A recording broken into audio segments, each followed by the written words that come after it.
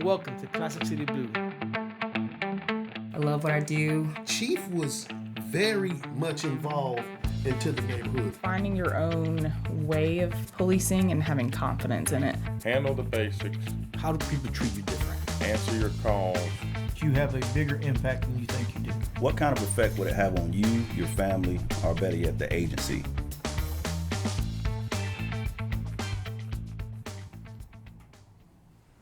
And welcome to Classic City Blue, a podcast that takes you behind the scenes of ACCPD.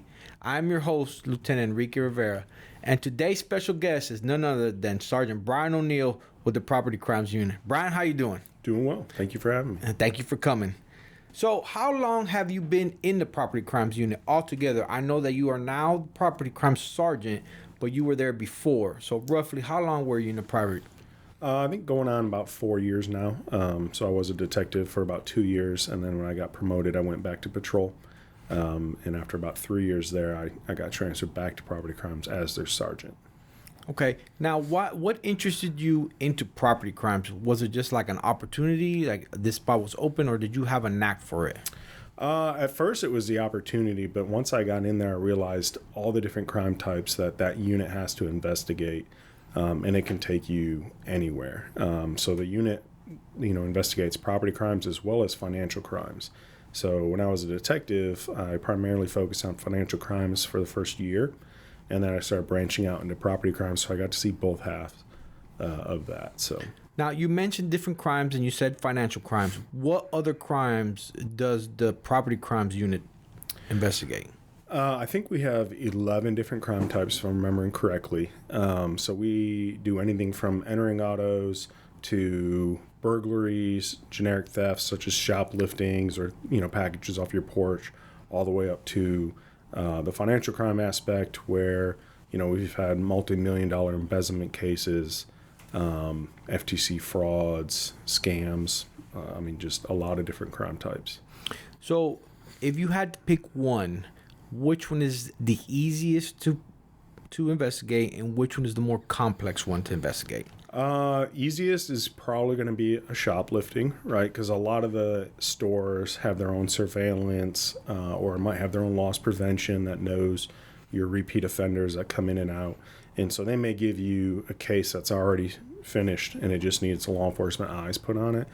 So that's pretty easy, right? Not so time consuming. Your financial crimes where someone might get defrauded and they may not be in the same state or country. And those can be very difficult, very time consuming. Now, you said out of state. What kind of relationship do we have, or does the United States have, with outside entities? Do most of them play fair? Like, are they willing to work with us, or is it like just hitting a wall? It just depends on where that crime or that suspect may be or where it's committed, because a lot of places they want to help, but if it doesn't fall in the United States, then they don't have to adhere to any of our laws. So we're at the mercy of their laws and any cooperation that they want to provide to us. What is the new hot topic as far as property crimes? I know while I was there, we had, the scams going on, and it seemed to be in an uprise. Is that still the case, or something else took its place? No, I'd say it's probably still the hottest topic because it's a good money maker. We have a lot of victims who are being deceived and giving away thousands and thousands of dollars. As you know, as the former lieutenant of the unit, it may be a small scam or it could be a large-scale scam. You don't know if someone's going to lose $100 or $100,000 or more. It just depends on their victim and how well they targeted them. Now, give me a scenario. What is the most common form of the scam? What are they saying? What are they offering that entices people to be victims of this crime? Well, I think they pull on the heartstrings a lot of the time. So more recently, we had a case where a lady was at home and she got a phone call and she thought it was her daughter and said, "I've been in an accident. The police responded and I've been arrested. I'm in jail and I need an attorney. And I have an attorney set up. I need you to go to the bank and pull out $12,000 and this representative is going to come and pick it up. And so someone showed up to her house after she got the money, and she provided them $12,000 cash. And they left, and she got another phone call. Said, hey, the attorney needs $12,000 more. And so then someone else showed up to her house, and yet again, there goes another $12,000. It wasn't until after that that she realized, hey, something's not right, and actually called her daughter off of her cell phone. And her daughter answered and said, Mom, I'm fine. I haven't been in an accident. I haven't been in jail. So it was just a spoofed phone number, and that's all it took. So would your recommendation to be, and I know another scam was, hey, this is the police, we got a warrant for you. What would your recommendation be as far as, okay, I'm calling Brian and say, hey, been in an accident, need $12,000. What would your recommendation to the public be as far as to try not to be a victim of these crimes? Just slow down, verify what you're being told. So if someone's calling you and saying that you have an arrest warrant, feel free to hang up and call your local police department. They will happily tell you if you have an arrest warrant. You provide them with your information, and they can check that anytime, day or night. They're not going to ask for gift cards. They're not going to ask for money. And if it's someone calling and saying, family member's been arrested or hurt or in the hospital, again, sounds like an emergency. They're pulling on your heartstrings, but just slow down. Verify the situation, call that family member. If you can't reach them, call other family members that may be able to reach them or may have more information on that situation. So slow down, verify. Okay.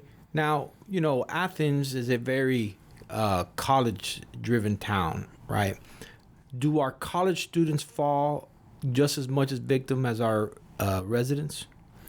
On occasion, I would say they fall more for the law enforcement scams as opposed to the scams where they're targeted for, a family member being hurt or something like that. They generally don't have as much money or access to as much money as someone, in their 50s or 60s. So they'll get targeted generally for the law enforcement scams because no one wants a warrant. No one wants to go to jail.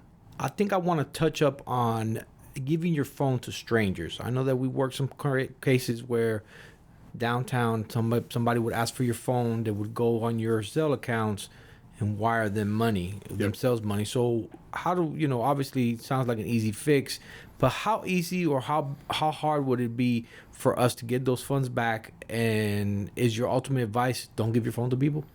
Yeah, I mean, if you don't have security features set up where it uses, your Face ID or fingerprint, something like that to protect those specific apps, don't give your phone out. If someone needs to call someone, say, hey, what's the number? I'll call them. There's also numerous businesses downtown that they can walk in and say, can I use a phone?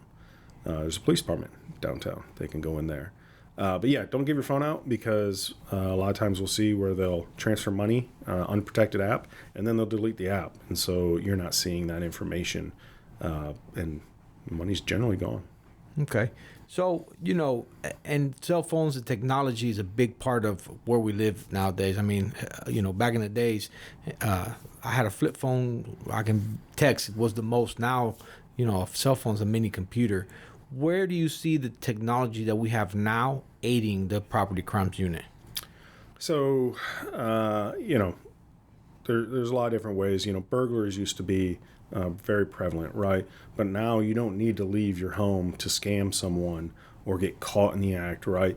But they still happen. We had one at Earth Fair the other day, and that suspect was caught. But technology-wise, surveillance systems, what's in place now, whereas before, it'd be grainy video at best. Now these stores have some excellent video. Suspects carrying information on them that they don't even realize.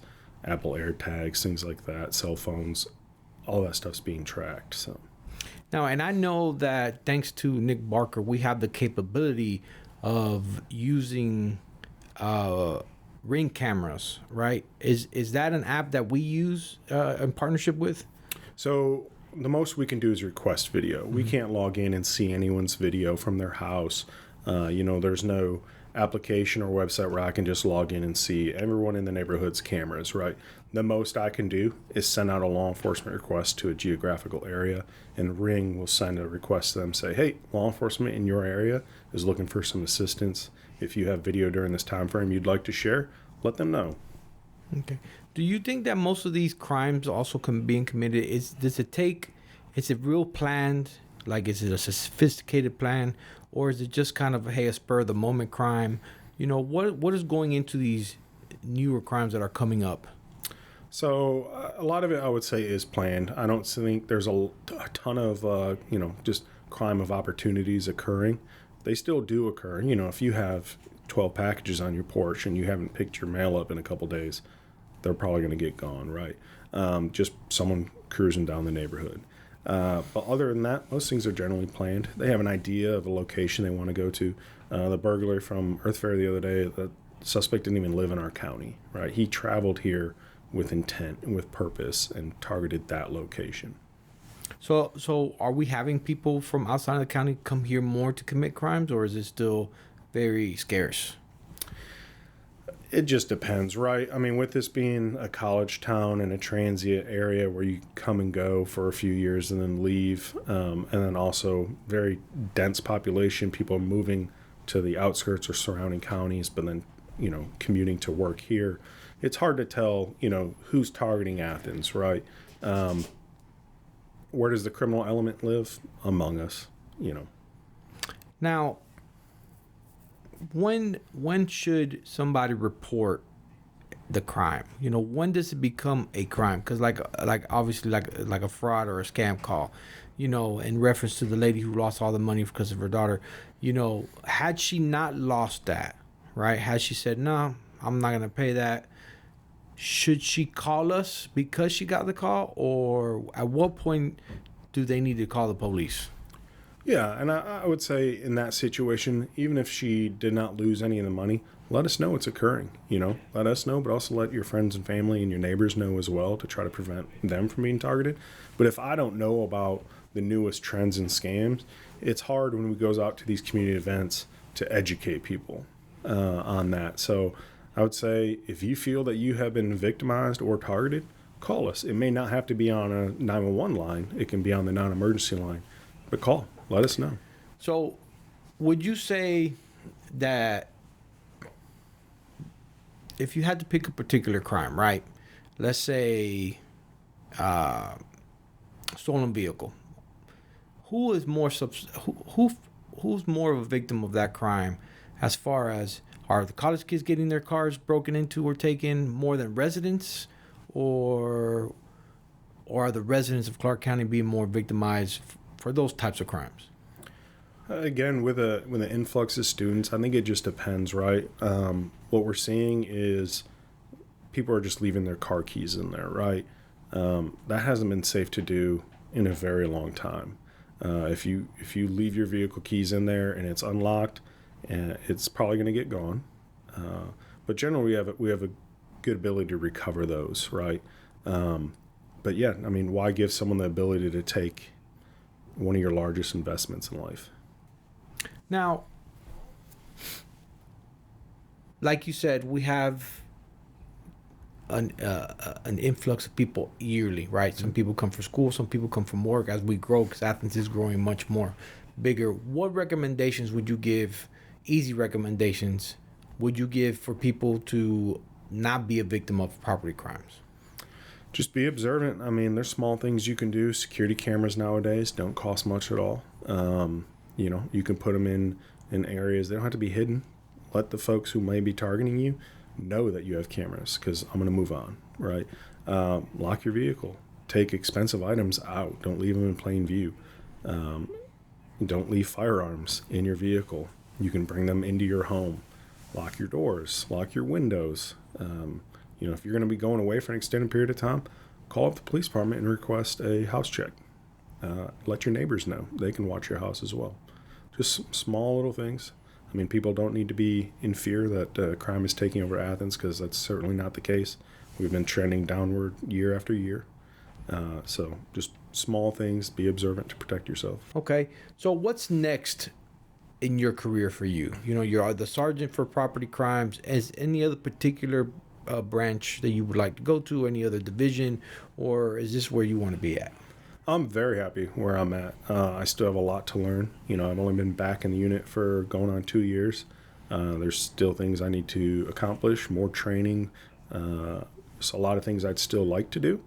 But I always have the love for patrol and being on the road. So they can send me wherever they need me. I'm just happy to be here. Now, if you started all over again, right, day one, would you go the same path you're doing now? Yeah.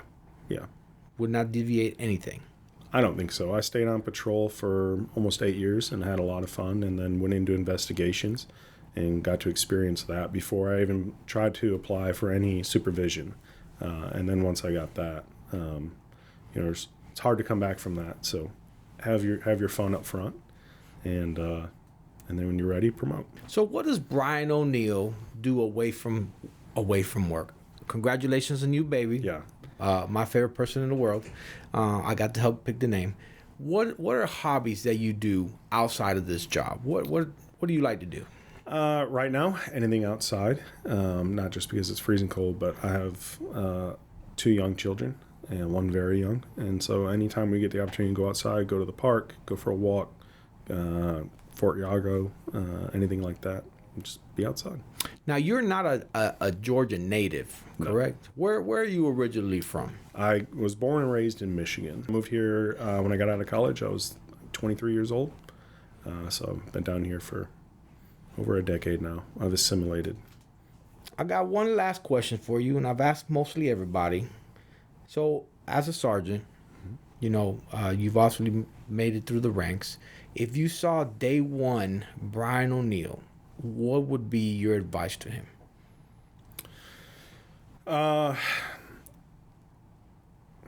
Day one, Brian O'Neill. Just stay healthy, stay mentally healthy. Let the stress roll off. Just know that it's going to get easier every day, hopefully.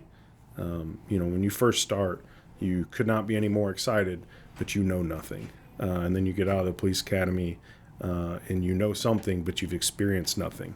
So then you go through field training and you're starting to put all that together, right? So give yourself time to succeed. Hopefully you have some good training officers, and then you've set up some good, healthy skills and everything like that can carry you the rest of your career. Awesome. Brian, thank you for being a guest today on Classic City Blue.